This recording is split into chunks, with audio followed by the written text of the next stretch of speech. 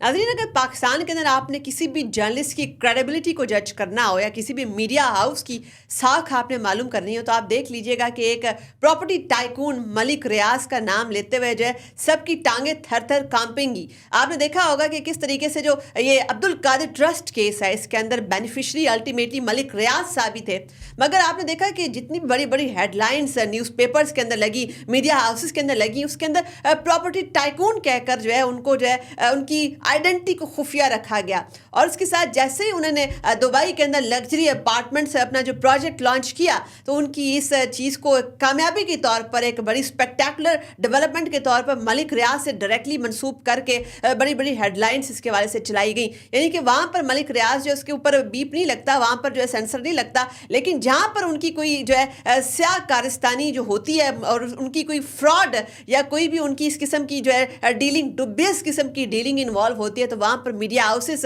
मलिक रियाज साहब को एक बिजनेस टाइकून के तौर पर जो उनकी आइडेंटिटी कंसील कर लेते हैं।